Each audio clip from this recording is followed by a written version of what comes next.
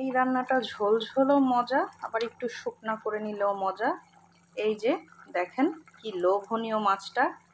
এই অংশটুকু আমি আমার বান্ধবীর জন্য করলাম। দোস্ত দেখো, আমার মতো এভাবে কে কে রান্না করেন অবশ্যই জানাবেন। আর আমার নতুন ননস্টিকের হাঁড়ি, আমি রাগ করে এই কাজ করছি। রাগটা কি আর নাই বা বললাম, যে কোনো কারণে কেউ একজন এটা নষ্ট করে ফেলছে এক পাশ, আমি রাগের চোটে পুরাটাই এরকম করে ফেলছি। বাট এটাতে রান্না করতে এত বেশি মজা, এর জন্য আমি এটাতেই রান্না করি। এটা সবাই ইগনোর করবেন। তো যা বলছিলাম, আমার মতো এভাবে কে রান্না করেন। আজকে আমি পাঙ্গাস মাছ রান্না করব, আমার সবচেয়ে পছন্দের মাছ। আমি প্রথমে তেল আর তেজপাতা হালকা একটু ভেজে নিয়েছি, এখন পেঁয়াজ দিয়ে দিয়েছি। অবশ্যই বলবেন এভাবে কে কে রান্না করেন। দিয়ে দিয়েছি আদা পেঁয়াজ বাটা, হলুদ, ধনিয়া আর মরিচ প্রয়োজন মতো, যতটুকু লাগছে লবণ।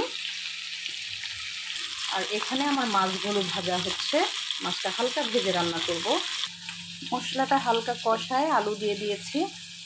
আর এখানে রান্না হবে পাঙ্গাস মাছটা উস্তা আর বেগুন দিয়ে, মানে উস্তা তো ঠিক না, করলা আর বেগুন দিয়ে। এই রান্নাটা আমার আম্মু করে, আমার আম্মুর হাতের এই রান্নাটা অনেক মজা হয়। বুঝেন তো, দেশের বাহিরে থাকি, অনেক দূরে থাকি, মাঝে মাঝে মার হাতের রান্না অনেক মিস করি। তো মার মতো করে রান্না করতে চেষ্টা করি, কিন্তু স্বাদ তো আসলে হয় না। তারপরেও ওই যে দুধের স্বাদ ঘোলে মিটানো যাকে বলে। আলুটা আগে সিদ্ধ করে নিলাম, তারপর এখানে বেগুন আর করলা দিয়ে দিচ্ছি। এটা উস্তা দিয়ে করলে ভালো হয়, করলা আমার এখানে অ্যাভেলেবেল, তাই আমি করলা দিয়ে করলাম। আলু করলা সব কিছু সেদ্ধ হয়ে গেছে, এই পর্যায়ে আমি মাছটা অ্যাড করলাম, কারণ মাছটাতেও একটু ঝোলের মশলার স্বাদটা যেতে হবে, এর জন্য আমি মাছগুলো দিয়ে দিলাম। পর্যায়ে কয়েকটা কাঁচামরিচ অ্যাড করলাম। আর এই তরকারিটি একটু ঝালঝালি মজা লাগে, ঝাল ঝাল করলেই ভালো লাগে খেতে।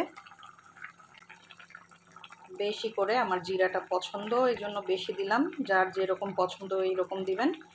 এই রান্নাটায় জিরাই যায়, কারণ আগে হচ্ছে আমরা তেজপাতা অ্যাড করেছি। তো তেজপাতার সাথে আসলে ধনিয়া পাতা বা অন্য কিছু যাবে না। এই করলা বা উস্তা আলু বেগুনের তরকারিটাতে জিরাটাই বেশি ম্যাচ করে। তো এই হচ্ছে রান্নার ফাইনাল লুক। কারা কারা এইভাবে রান্না করে খান অবশ্যই অবশ্যই আমাকে জানাবেন। আমি আরেকটু ঝোলটা শুকাবো। আমার ভিডিওটা এখানেই শেষ করছি। আল্লাহ হাফেজ, সবাই ভালো থাকবেন।